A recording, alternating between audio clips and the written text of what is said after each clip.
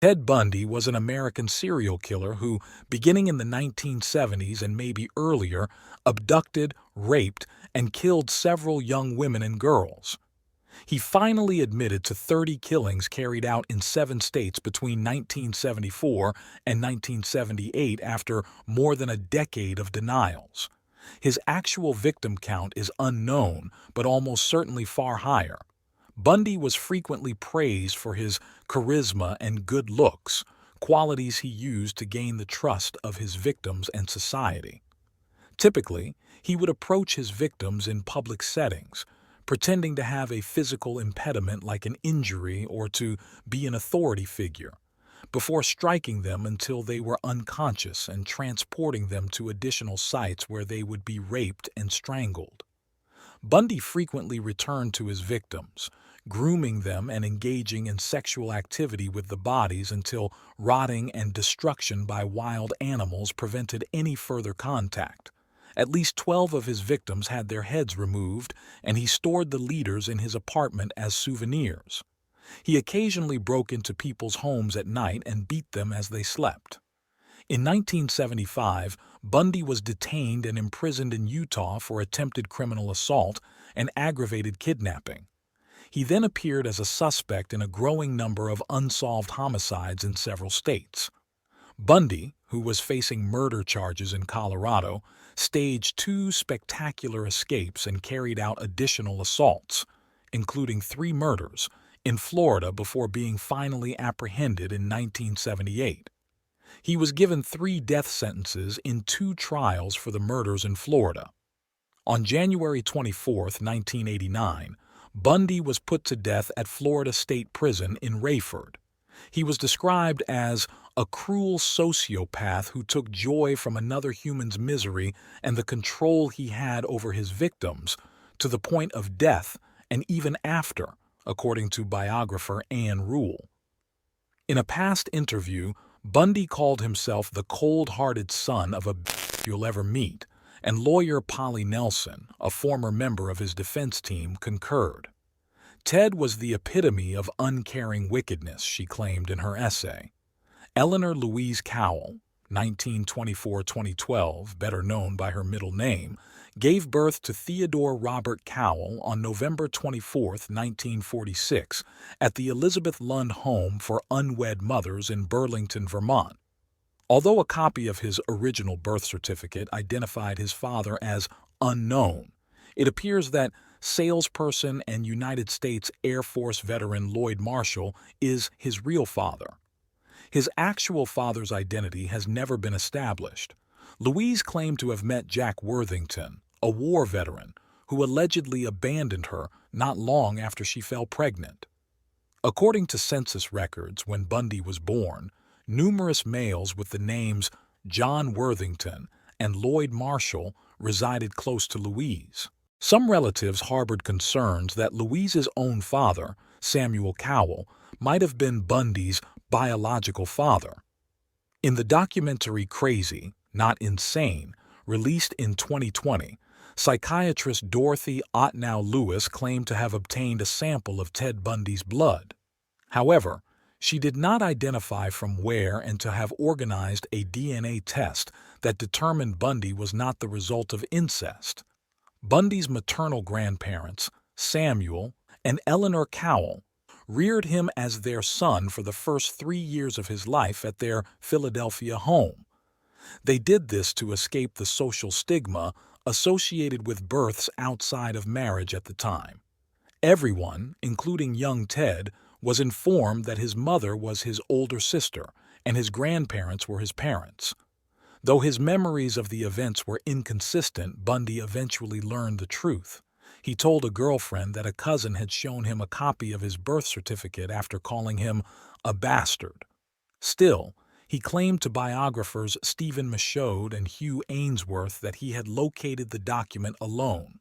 Bundy did not learn until 1969, when he discovered his genuine birth record in Vermont, according to author and biographer Ann Rule, who knew him closely.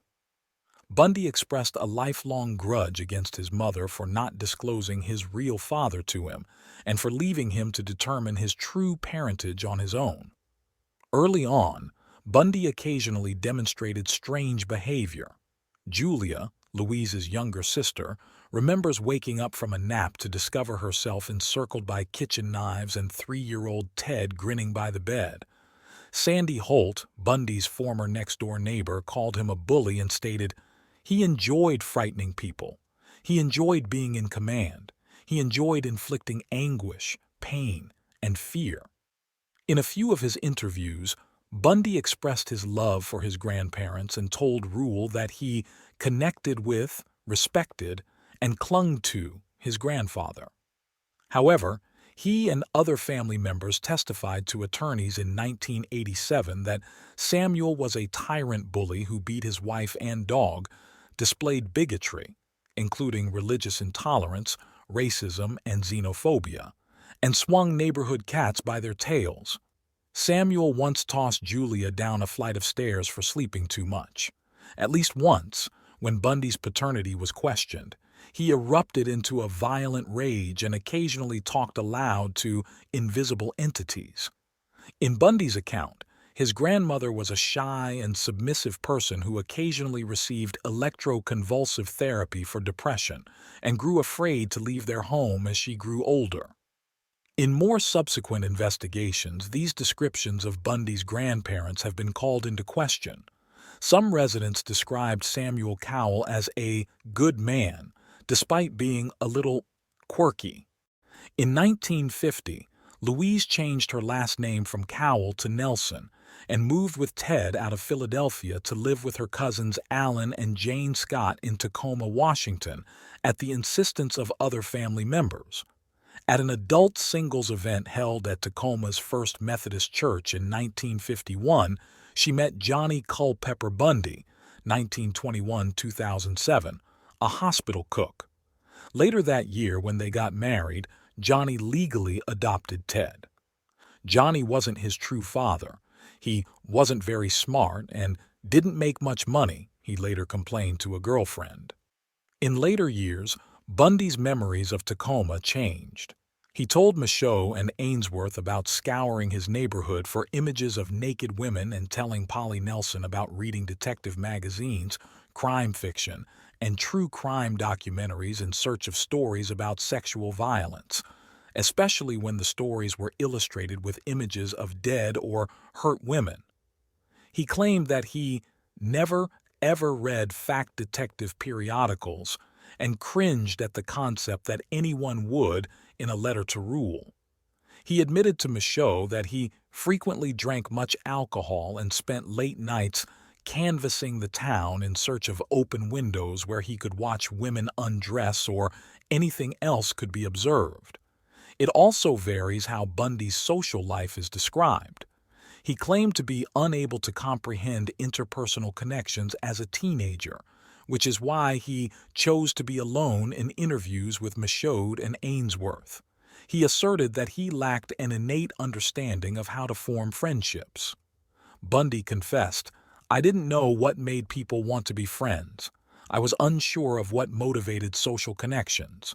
Rule was informed by Bundy's Woodrow Wilson High School classmates that he was well known and well liked there, and that he was a medium-sized fish in a huge pond. Downhill skiing was Bundy's lone substantial athletic interest, which he followed with zeal while using stolen gear and fake lift tickets. He was detained at least twice during high school on suspicion of car theft and burglary. As is common in Washington and many other U.S. states, the specifics of the incidents were erased from his record after he turned 18 years old. Bundy attended the University of Puget Sound for 1 year following his high school graduation in 1965 before moving to the University of Washington to study Chinese. He started dating Diane Edwards, a classmate at the University of Washington in 1967, identified in Bundy's biographies by several pseudonyms, most commonly Stephanie Brooks. Bundy left college at the beginning of 1968 and took a number of minimum-wage jobs. While Arthur Fletcher was running for lieutenant governor of Washington State, he hired him as his driver and bodyguard. He also volunteered at Nelson Rockefeller's presidential campaign's Seattle office. As a Rockefeller delegate, Bundy attended the 1968 Republican National Convention in Miami in August. Frustrated by Bundy's immaturity and lack of ambition, Edwards abandoned their relationship soon after and left for her family's home in California. This crisis was, perhaps, the critical stage in his growth, according to psychiatrist Dorothy Ottnow Lewis, who made this observation afterward. Devastated by the separation, Bundy made her way to Colorado before continuing her journey eastward, stopping in Philadelphia and Arkansas to see family while also enrolling for one semester at Temple University. Rule said Bundy visited the Burlington Birth Records Office about this time in early 1969 and verified his real parentage. By the fall of 1969, Bundy had returned to Washington. Then he met Elizabeth Klopfer, an unmarried mother from Ogden, Utah, who worked as a secretary at the UW School of Medicine. Long after his initial detention in Utah in 1976, their turbulent connection would endure. Molly Klopfer was 3 years old when Bundy began dating her mother. He remained in her life until she was 10 years old after he had been incarcerated. Bundy then took on the role of a father figure for Molly. Beginning when she was 7 years old, Molly wrote about instances in which Bundy had been violent or inappropriately sexual with her as an adult. She claims that Bundy punched her in the face, knocked her to the ground, threatened to drown her, exposed her indecently, and touched her inappropriately while pretending it was an accident or a game. Bundy returned to the University of Washington in the middle of 1970, this time declaring psychology as her major. He graduated with honors and earned the respect of his lecturers. He accepted a position at the Suicide Hotline Crisis Center in Seattle in 1971. There, he met and collaborated with Ann Rule, a former Seattle police officer and aspiring crime writer who would later pen The Stranger Beside Me, one of the most important Bundy biographies. At the time, Rule didn't find anything unsettling about Bundy's character. She called him kind, solicitous, and empathetic. Bundy joined the re-election campaign of Governor Daniel J. Evans after receiving his degree from the University of Washington in 1972. He pretended to be a college student and followed former Governor Albert Rossellini, Evans' rival, while recording his campaign speeches for later study by Evans' team. Evans gave Bundy a position on the Seattle Crime Prevention Advisory Committee.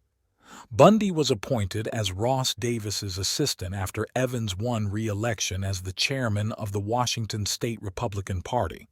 Bundy was praised by Davis, who characterized him as clever, aggressive, and a believer in the system.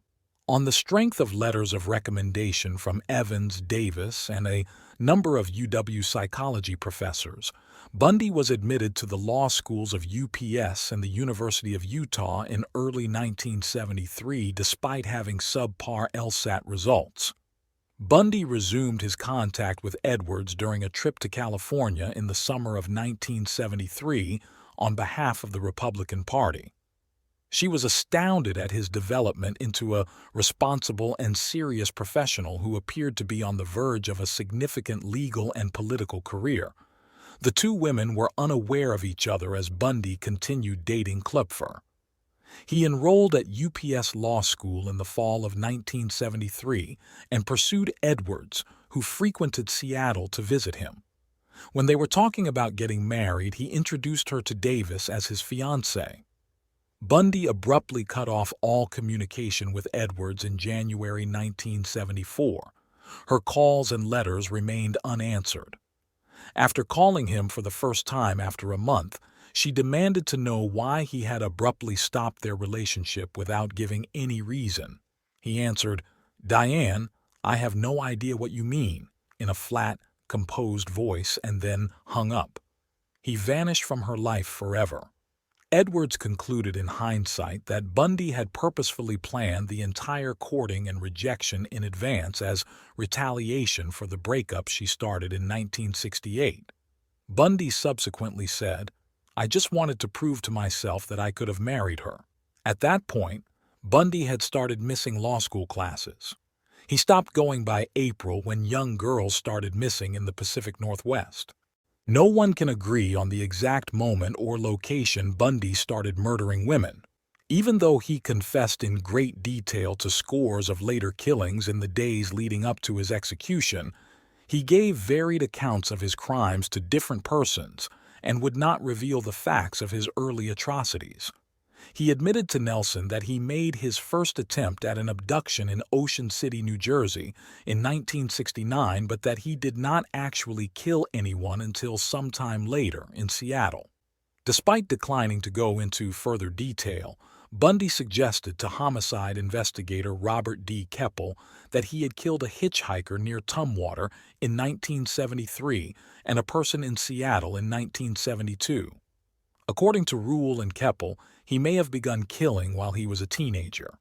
When Bundy was 27 years old and committed his first known homicide in 1974.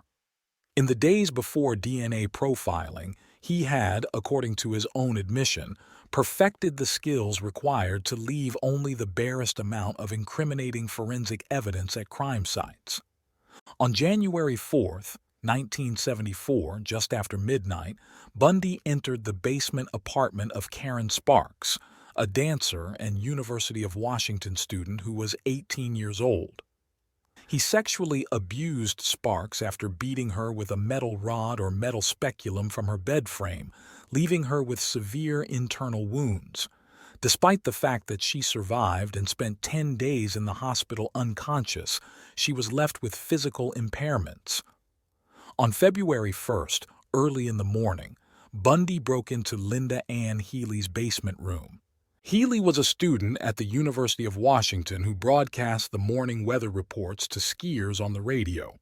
He carried her away after beating her unconscious, dressing her in blue trousers, a white top, and boots. Female college students vanished during the first half of 1974 at a rate of roughly one per month. A 19-year-old student at the Evergreen State College in Olympia, which is 95 kilometers, 60 miles, southwest of Seattle, Donna Gail Manson, left her dorm on March 12th to attend a jazz concert there, but has yet to show up. On April 17th, Susan Elaine Rancourt, who was attending nighttime advisors meeting at Central Washington State College in Ellensburg, vanished while she was making her way to her dorm room. Later, two female Central Washington students came forward to describe encounters with a man wearing a sling who was requesting assistance carrying a load of books to his brown or tan Volkswagen Beetle. One of these encounters occurred the night of Rancourt's disappearance, and the other occurred 3 nights earlier. Roberta Kathleen Parks left her Oregon State University dorm in Corvallis, which is 260 miles south of Seattle, on May 6th to meet friends for coffee at the Memorial Union, but she is yet to show up. Seattle and King County investigators became more worried. The missing women shared little in common with one another outside their comparable appearance as young, pretty white college students with long hair parted in the middle. There was also little in the way of physical evidence. Brenda Carol Ball, 22, vanished on June 1st while she was leaving Berrien's Flame Tavern, which is close to Seattle-Tacoma International Airport. She was last observed conversing with a brown-haired male with his arm in a sling in the parking lot. Jorgan Hawkins, a University of Washington student, went missing early on June 11th while crossing the street from her sorority home to her boyfriend's dorm. 3 Seattle homicide detectives and a criminalist searched the entire alleyway on their hands and knees the following morning without discovering anything. Later, Bundy admitted to Keppel that he had lured Hawkins to his car and used a crowbar to strike her senselessly. He handcuffed her and drove her to Issaquah, a neighborhood east of Seattle, where he strangled her and spent the night with her corpse. Issaquah is 20 miles from Seattle. The following morning, he went back to the UW Alley, and in the midst of a significant crime scene investigation, found and took Hawkins's earrings and one of her shoes from the nearby parking lot, where he had placed them, and then left unnoticed. According to Keppel, it was a daring feat that still astounds police today. Bundy claimed to have visited Hawkins's body 3 times. After Hawkins's disappearance was made public, witnesses said they saw a man in an alleyway behind a nearby dorm the night she vanished. He attempted carrying a briefcase using crutches and a leg cast. According to one woman, the man asked her to assist him in carrying the case to his light brown Volkswagen Beetle. Bundy authored a booklet for women on rape prevention while he was employed at the Seattle Crime Prevention Advisory Commission as the assistant director in Olympia during this time. Later, he was employed by the Department of Emergency Services, DES, a state government body charged with investigating the disappearance of the ladies. News of the heinous assault on Sparks and the 6 missing women was widely reported in newspapers and on television throughout Oregon and Washington. Law enforcement authorities came under increasing pressure, but they needed more tangible proof to be able to support them. Police refused to give the media the scant information they had because they thought it may jeopardize their investigation. Additional commonalities amongst the victims included the fact that they always vanished at night, frequently close to active construction sites, and within a week of a midterm or final exam. All of the victims were last seen wearing slacks or blue jeans, and numerous crime locations featured sightings of a man driving a brown or tan Volkswagen Beetle while carrying a cast or sling. The killings in Oregon and Washington came to a head on July 14th when 2 women were kidnapped in broad daylight from a busy beach at Lake Sammamish State Park in Issaquah. A young man with an appealing appearance who had his left arm in a sling and was speaking with a light accent, possibly Canadian or British, was seen by 5 female witnesses. He identified himself as Ted and asked for assistance in getting a sailboat out of his tan or bronze Volkswagen Beetle. 4 refused, and 1 followed him all the way to his car before realizing there was no sailboat and taking off. 3 more witnesses saw him approach Janice Ann Ott, 23, a probation caseworker at the King County Juvenile Court, and witnessed her leave the beach in his company. He told her the sailboat narrative.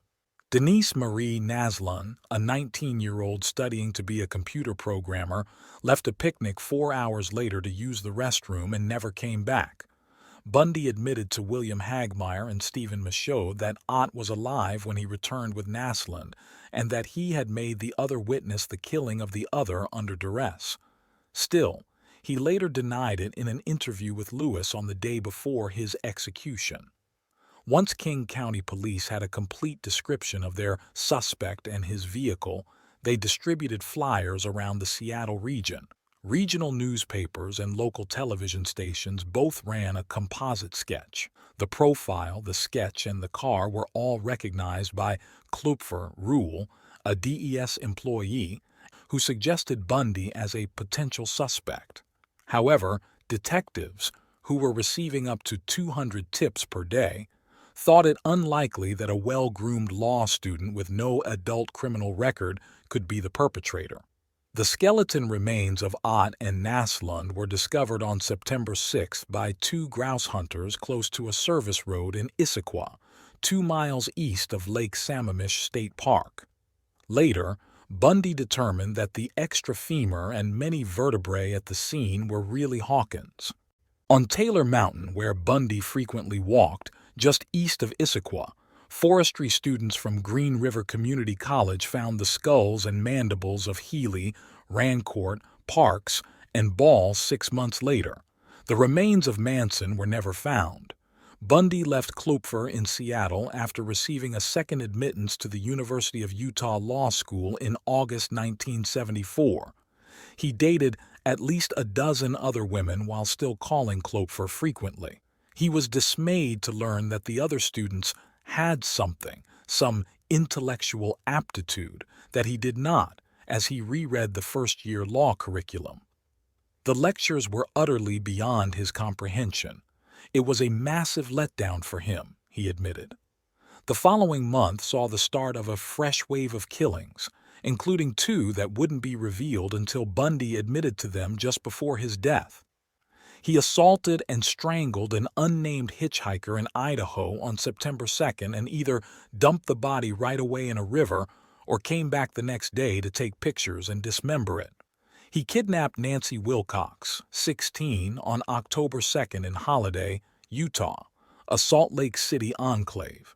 Approximately 200 miles south of Holiday, Bundy told investigators that her remains were buried close to Capitol Reef National Park, but were never discovered. The 17-year-old daughter of the Mid-Vale, a different neighborhood of Salt Lake City, Police Chief Melissa Ann Smith, vanished on October 18th after leaving a pizzeria. 9 days after she vanished, her naked body was discovered in a neighboring mountainous area. A post-mortem test revealed that she may have survived for up to 7 days after that. In Leahy, 25 miles south of there, on October 31st, Laura Ann Aim, also 17, vanished after leaving a cafe just after midnight. On Thanksgiving Day, hikers 9 miles to the northeast discovered her naked body in American Fork Canyon.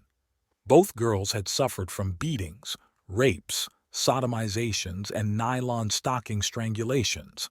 Years later, Bundy spoke of the post-mortem procedures he performed on the bodies of Smith and Amy, including shampooing their hair and applying cosmetics.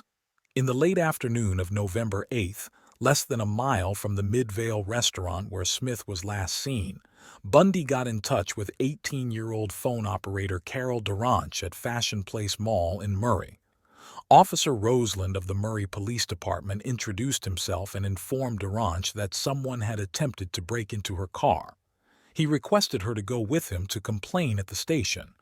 Bundy quickly pulled over onto the shoulder and attempted to handcuff her after Duranch pointed out that he was traveling on a road that didn't lead to the police station. During their struggle, he unintentionally secured both handcuffs on the same wrist in Duranch to unlock the car door and flee. Deborah Jean Kent, a 17-year-old student at Viewmont High School in Bountiful, which is located 20 miles north of Murray, vanished later that evening after leaving the school's theater show to pick up her brother. Police were informed by the theater instructor at the school and a student that a stranger had requested them all to come out to the parking lot to identify an automobile. The same man was later noticed pacing at the back of the auditorium by a different student, and the drama teacher eventually caught him again just before the play ended. Investigators discovered a key outside the theater that allowed them to release Duranch from his restraints. In November, Klopfer made a second call to King County Police after learning that young women were going missing in areas around Salt Lake City. She was Major Crimes Section Detective Randy Hergesheimer thoroughly questioned her. Although Bundy's name was added to their list of suspects, there was no reliable forensic evidence connecting him to the crimes in Utah at the time. After finishing his final examinations, Bundy traveled back to Seattle in January 1975, where he spent a week with Klopfer, who kept a secret from him that she had reported him to the police 3 times. Bundy moved a large portion of his criminal enterprise from his Utah headquarters to Colorado in 1975. On January 12th, Karen Eileen Campbell, a 23-year-old registered nurse, vanished as she made her way down a well-lit hallway from the elevator to her room at the Wildwood Inn, now the Wildwood Lodge, in Snowmass Village, which is located 640 kilometers southeast of Salt Lake City. A month later, her naked body was discovered near a dirt road far from the resort. Her body also showed significant cuts from a sharp weapon.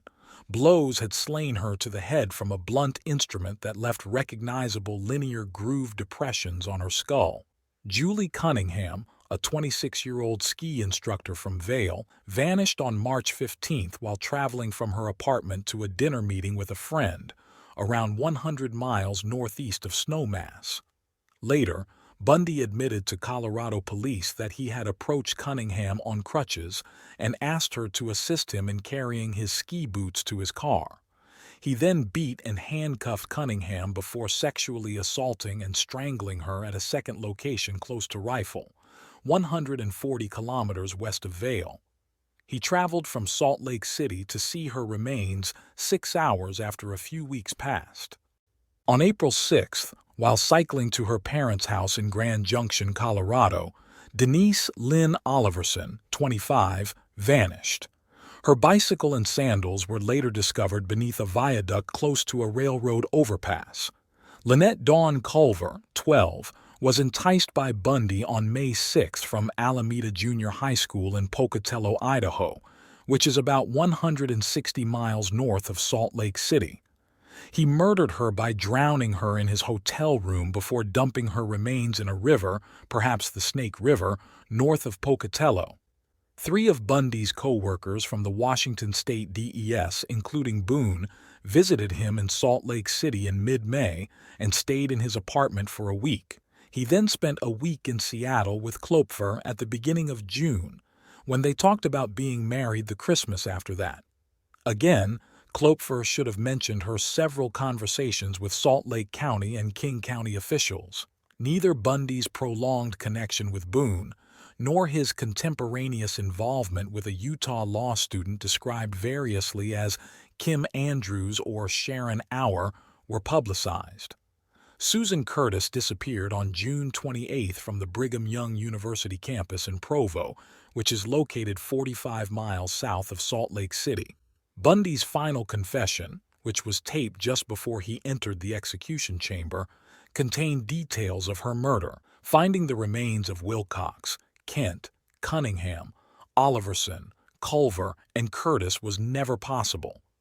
Once he was found guilty of kidnapping in 1976, the LDS Church excommunicated him. When questioned about his preferred religion following his incarceration, Bundy replied, "Methodist," citing his upbringing. Investigations into the murder spree in the Pacific Northwest that stopped as abruptly as it had begun were still ongoing in Washington state. They turned to the then innovative tactic of creating a database in an effort to make sense of an overwhelming amount of data. As the only one accessible, they employed the King County payroll computer, a big primitive machine by modern standards. They searched the computer for coincidences after entering the several lists they had assembled, including classmates and associates of each victim, Volkswagen owners named Ted, known sex offenders, and more. Out of thousands of names, 26 appeared on 4 lists, with Ted Bundy being one of them. Officer Bob Hayward of the Utah Highway Patrol detained Bundy on August 16, 1975, in Granger, another suburb of Salt Lake City. Hayward saw Bundy driving through a neighborhood in his Volkswagen Beetle in the early morning hours before spotting the patrol cruiser. Hayward looked around the Volkswagen and saw that the front passenger seat had been removed and put on the back seats. He discovered other items that, at first glance, appeared to be burglary tools, including a ski mask, a second mask made out of pantyhose, a crowbar, handcuffs, trash bags, a coil of rope, and an ice pick. According to Bundy, he had discovered the handcuffs in a dumpster, and the other items were standard home stuff. The ski mask was for skiing. However, Detective Jerry Thompson remembered Bundy's name from Klopfer's phone call a month later, and a similar suspect and automobile description from the November 1974 Durant kidnapping. Police discovered a flyer for the Viewmont High School play in Bountiful, where Kent vanished, and a map to Colorado ski resorts with a checkmark beside the Wildwood Inn when searching Bundy's apartment. Bundy was released on his own recognizance because the police lacked sufficient evidence to hold him. Later, Bundy claimed that a concealed cache of Polaroid pictures of his victims, which he later destroyed after being freed, had eluded the searches. The Salt Lake City police put Bundy under constant observation, and Thompson and 2 other detectives took a flight to Seattle to speak with Klopfer. She claimed that in the year before Bundy moved to Utah, She had found items in both Bundy's apartment and her home that she couldn't explain. Crutches, a bag of plaster of Paris that he admitted stealing from a pharmacy, and a meat cleaver that was never used for cutting meat were among these things.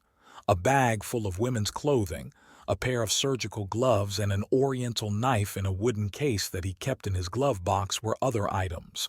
Since Bundy was always in debt, Klupfer believed that practically everything of value that Bundy owned had been stolen.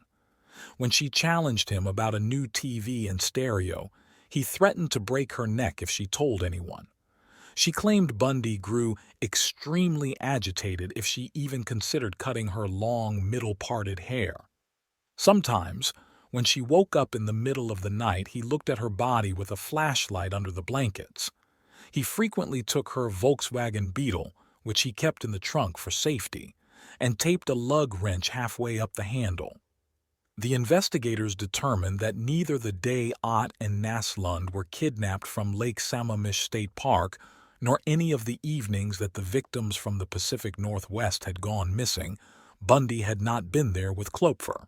When Seattle homicide detective Kathy McChesney spoke with Klupfer shortly after, she discovered Diane Edwards' existence and her brief engagement to Bundy around Christmas 1973.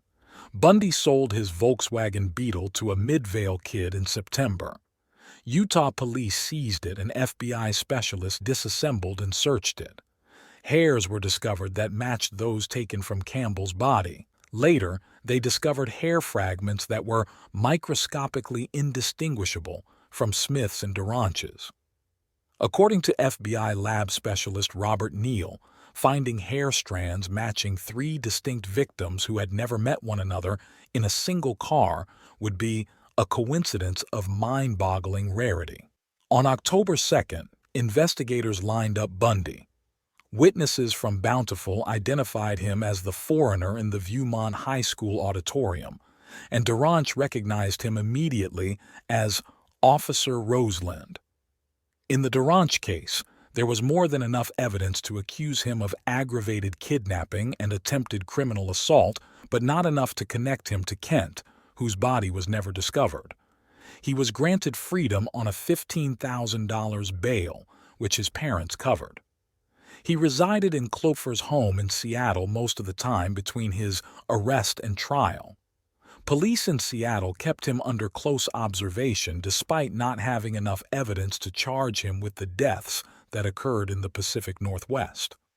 According to Klupfer, so many unmarked police cars began coming up that it sounded like the start of the Indy 500 when Ted and I stepped out onto the porch to go somewhere. In November, 30 detectives and prosecutors from 5 states convened in Aspen, Colorado, where the 3 main Bundy investigators, Jerry Thompson from Utah, Robert Keppel from Washington, and Michael Fisher from Colorado, exchanged information. Officials concluded that more concrete evidence would be required before Bundy could be prosecuted for any of the murders, even though they left the meeting, later known as the Aspen Summit, sure that he was the murderer they were looking for. Bundy was put on trial for the kidnapping of Duranche in February 1976. He forfeited his right to a jury on the recommendation of his lawyer, John O'Connell, because of the controversy surrounding the case. He was convicted guilty of kidnapping and assault by Judge Stuart Hanson, Jr. following a 4-day bench trial and a weekend of deliberation. In June, he was given a prison term of 1 to 15 years at Utah State Prison. He was placed in solitary confinement for many weeks after being discovered hidden in the bushes in the prison yard carrying an escape package that included a Social Security card, road atlases, and airline itineraries. Colorado authorities accused him of killing Campbell later that month. He first resisted extradition, but in January 1977 he waived the process and was sent to Aspen.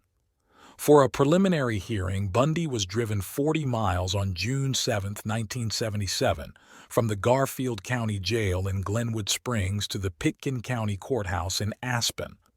The judge released him from wearing handcuffs or leg shackles since he had chosen to act as his own attorney. He requested to use the courthouse's law library during a break to conduct research for his case. He opened a window and fell to the earth from the second story while hiding behind a bookcase from his guard's eyes, breaking his right ankle on impact. Bundy discarded his outer layer of clothing and limped through the town as barricades were set up on Aspen's outskirts. He then went southward to Aspen Mountain. He broke into a hunting cabin close to the peak and took food, clothes, and a rifle. He left the chalet the next day and headed south toward Crested Butte, but became lost in the forest. He missed two routes that headed down the mountain to his targeted location during his 2 days of aimless wandering. On June 10th, he broke into a camper trailer on Maroon Lake, which is 10 miles south of Aspen. He stole food and a ski parka, but instead of going south, he turned around and went back toward Aspen while dodging search teams and obstacles. He stole a car at the Aspen golf course's edge 3 days later.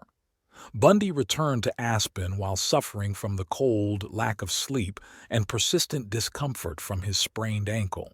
2 policemen stopped him after noticing his car swerving in and out of their lanes. He'd been on the run for 6 days. Maps of the mountains near Aspen that the prosecution was using to show where Campbell's body was found were in the car, showing that Bundy's escape had been planned. As his own attorney, he was entitled to discovery rights. Bundy disregarded the counsel of friends and attorneys to remain in place and returned to Glenwood Springs Jail. The prosecution's case, which was already at best tenuous, was progressively losing strength as essential pieces of evidence were routinely ruled inadmissible, and pre-trial motions were consistently decided in his favor. A more sensible defendant could have understood that his chances of being found not guilty were good, and that successfully defending against the murder accusation in Colorado would likely have discouraged other prosecutors. If Ted had persisted, he might have been released from his Duranch conviction with as little as a 1.5 years remaining. Bundy instead put together a fresh escape strategy. He obtained a hacksaw blade and a full Garfield County jail floor plan from other prisoners. He also gathered $500 in cash, which guests, including Boone, brought in illegally over a 6-month period.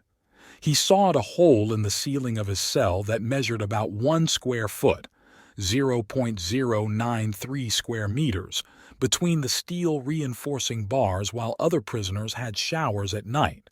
He could crawl through and investigate the crawl space above after losing 35 pounds, which enabled him to perform several practices in the following weeks. Claims of movement in the ceiling made by an informant during the night should have been looked into. By the end of 1977, Bundy's upcoming trial had gained national attention in the sleepy hamlet of Aspen, and he moved for the trial to be held in Denver.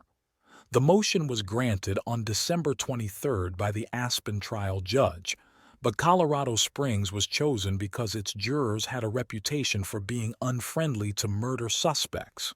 On the evening of December 30th, with the majority of the jail staff away for the holiday and nonviolent inmates enjoying time off with their families, Bundy made his bed out of books and folders, covered it with a blanket to resemble his sleeping body, and crept into the crawl space. He entered the main jailer's apartment via the roof when the latter was out for the evening with his wife, changed into street clothes from the jailer's closet, and then escaped through the front door. After taking a car, Bundy left Glenwood Springs heading east, but the vehicle soon broke down on Interstate 70 in the Rockies. A passing driver gave him a ride into Vail, 60 miles to the east. He took a bus from there to Denver, where he booked an early morning flight to Chicago.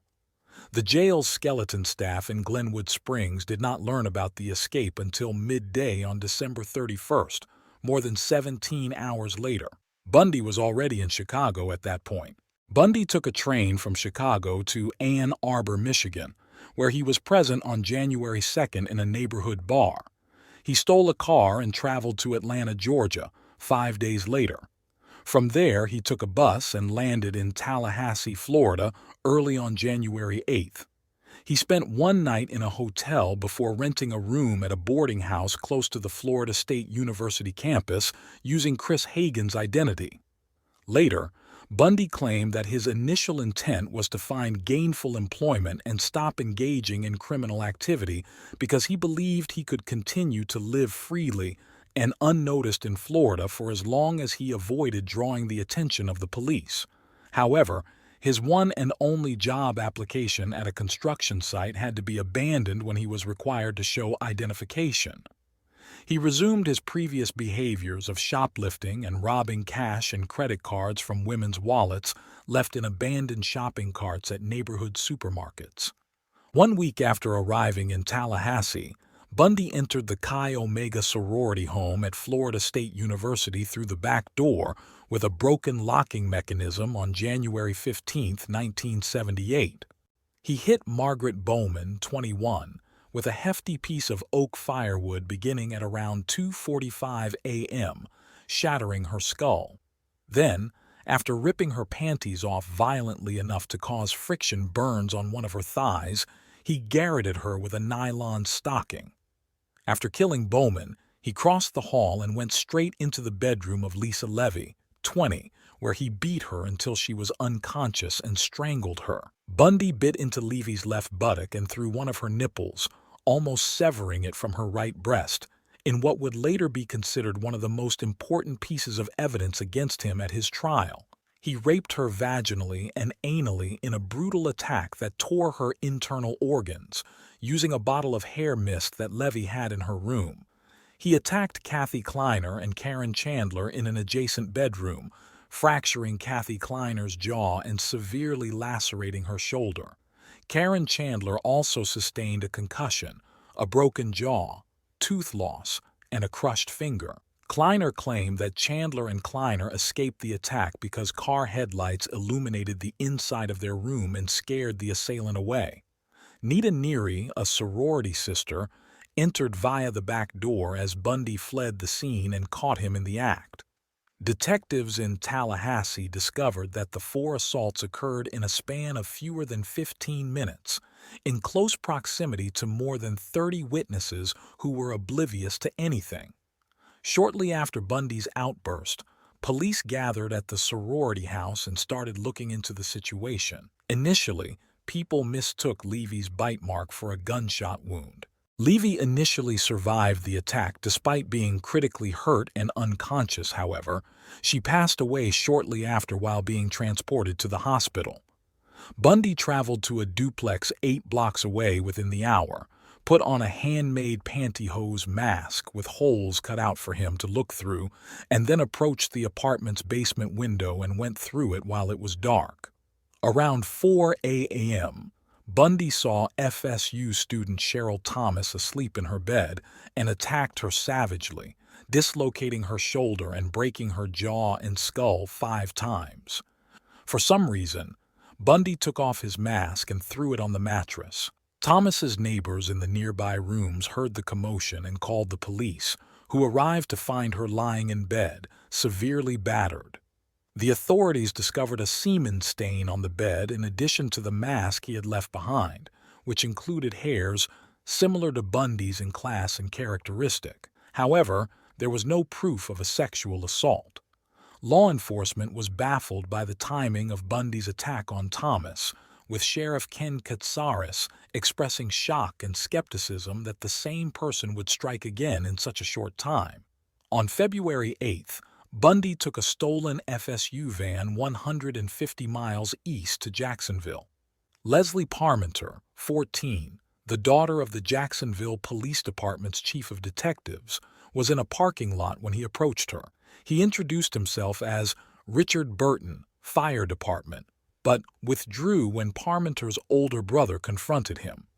He turned around and headed back to Lake City, 60 miles to the west. The next day at Lake City Junior High School, 12-year-old Kimberly Diane Leach was asked by a teacher to go to her homeroom to get a lost pocketbook.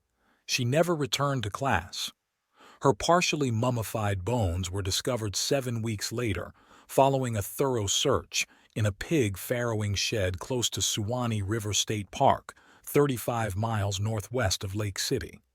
Theoretically, Leach had been raped with a knife before having her neck slashed, according to forensic specialists. On February 12th, Bundy stole a car and left Tallahassee, traveling through the Florida Panhandle as he ran out of money to pay his past-due rent and grew increasingly concerned that the authorities were pursuing him. He was apprehended by Pensacola police officer David Lee 3 days later at around 1 a.m. after a wants and warrants check revealed his Volkswagen Beetle had been stolen. Bundy kicked Lee's legs out from under him and fled after learning he was being arrested. Lee chased after him and tackled him after firing 2 warning bullets. Before the officer managed to overpower and arrest Bundy, the two engaged in a battle for Lee's gun. 3 sets of female FSU student IDs, 21 stolen credit cards, and a stolen television were all found in the stolen car. The disguise used by Richard Burton Fire Department in Jacksonville was later determined to be a pair of plaid slacks and a pair of dark-rimmed non-prescription glasses that were also discovered. Unaware that he had just apprehended one of the FBI's 10 most wanted fugitives, Lee was transporting his suspect to jail when he overheard Bundy saying, "I wish you had murdered me." In June 1979, Bundy was put on trial for the Chi Omega murders and assaults after the trial's location was changed to Miami. The trial was the first to be broadcast nationwide on American television and was covered by 250 reporters from 5 different countries. Although 5 court-appointed counsels were present, Bundy handled most of his defense once more. He sabotaged the entire defense effort from the beginning out of spite, distrust, and grandiose delusion, Nelson later remarked. Ted was accused of murder and could receive the death penalty, but all that mattered to him, it seemed, was being in command. A pre-trial plea agreement was reached, according to Mike Minerva, a Tallahassee public defender and defense team member, in which Bundy would admit to killing Levy, Bowman, and Leach in exchange for a set sentence of 75 years in prison. According to one report, prosecutors were open to a compromise since they had a very strong chance of losing at trial. Bundy, on the other hand, considered the plea agreement as a tactical maneuver that would allow him to submit his plea and then wait a few years for witnesses to pass away, move on, or recant their testimony, as well as for evidence to break down or go missing. He may pursue a post-conviction request to throw aside the plea and get an acquittal once the prosecution's case against him has deteriorated beyond repair. But at the last minute, Bundy rejected the offer. He realized that he would have to confess his crime in front of everyone, Minerva added. He just wasn't able to accomplish it. Chi Omega sorority members Connie Hastings, who located Bundy in the area of the sorority house that evening, and Nita Neary, who saw him leave home holding the murder weapon, both provided significant testimony during the trial. The impressions of the bite mark Bundy left on Levy's left buttock, which forensic odontologists Richard Souveron and Lowell Levine matched to castings of Bundy's teeth, were among the physically incriminating items of evidence.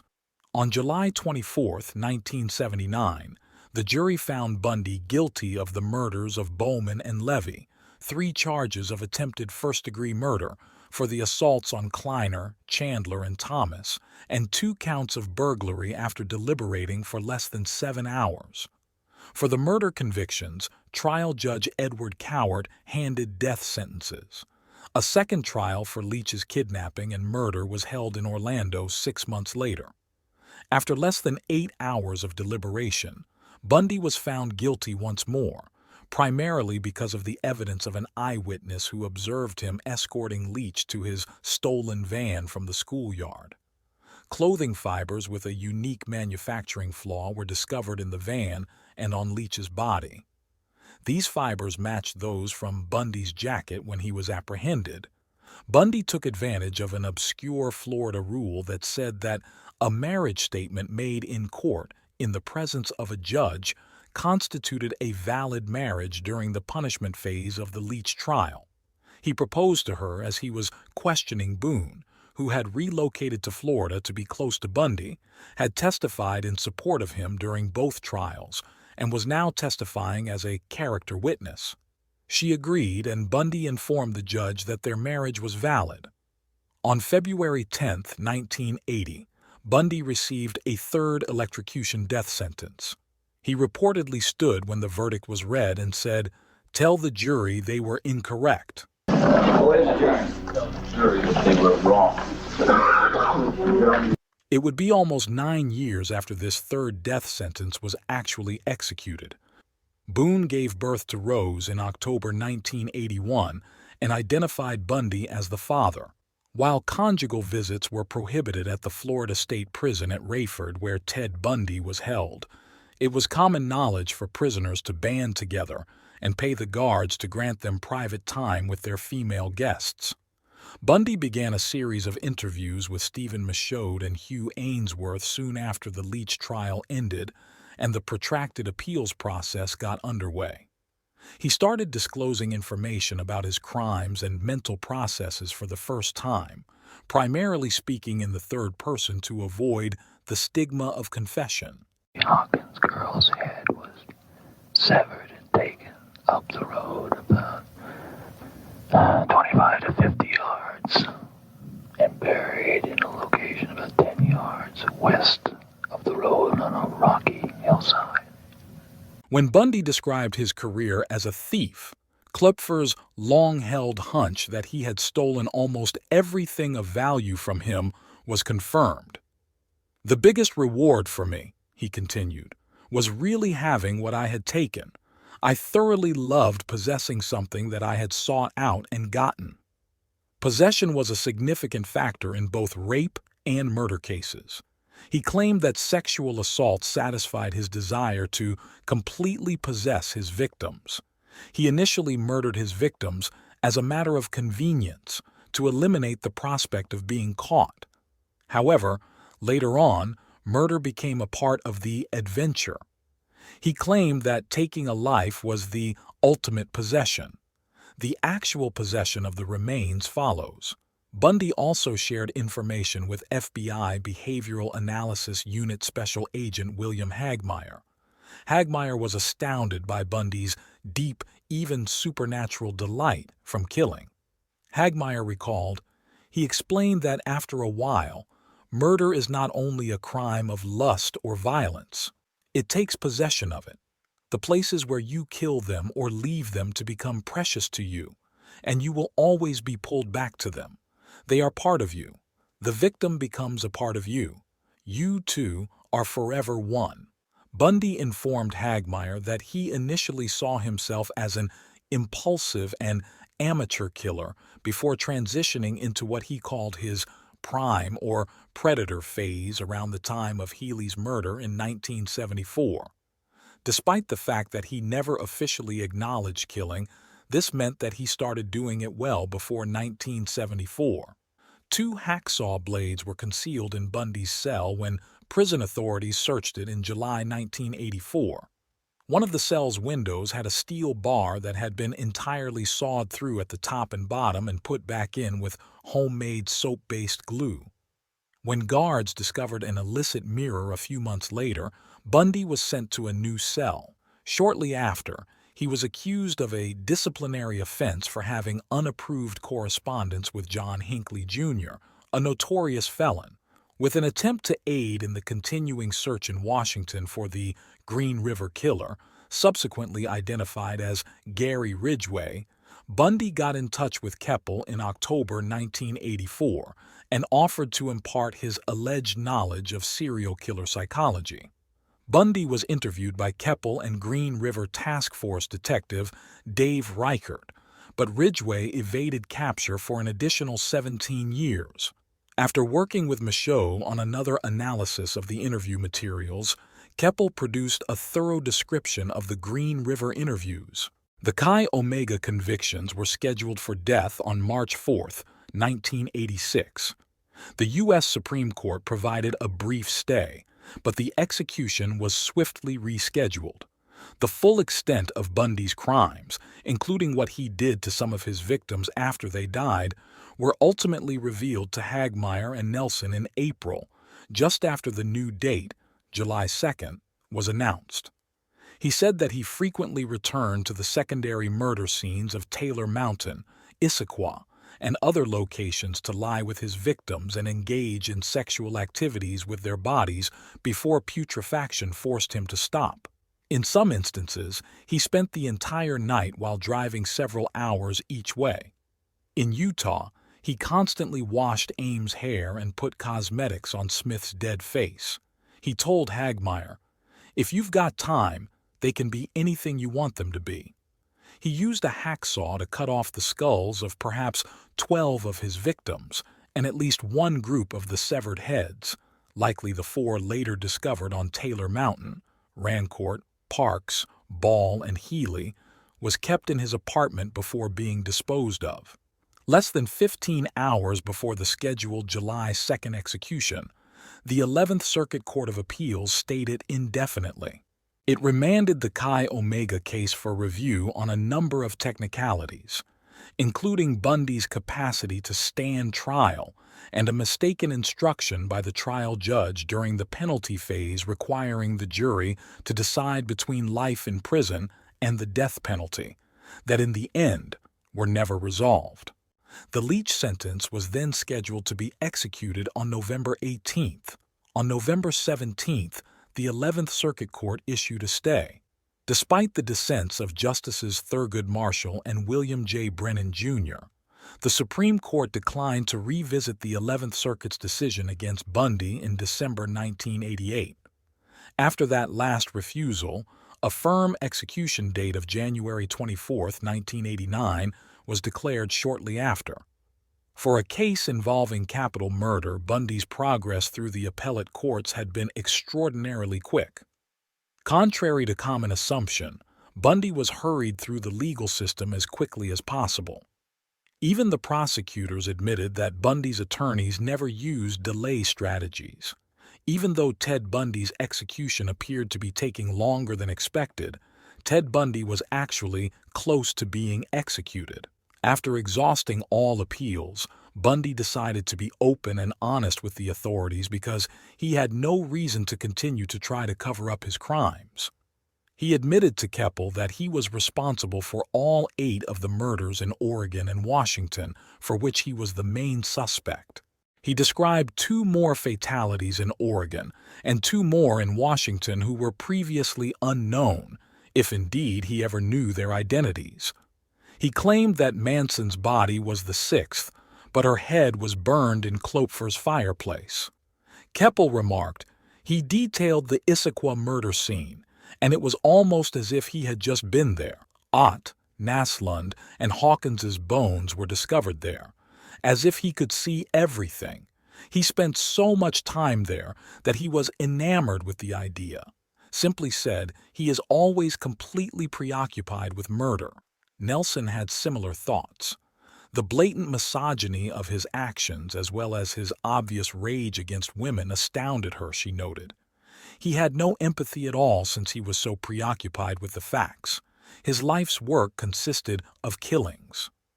Bundy admitted to committing multiple further homicides, including several that the police were unaware of, to detectives from Idaho, Utah, and Colorado. He explained that he could bring his victims back to his apartment in Utah so that he could reenact scenes from detective magazine covers. It didn't take long for a new ulterior plan to become clear. By withholding key information, he hoped to secure yet another stay of execution. He acknowledged, "There are more buried bones in Colorado," but he made no further comment.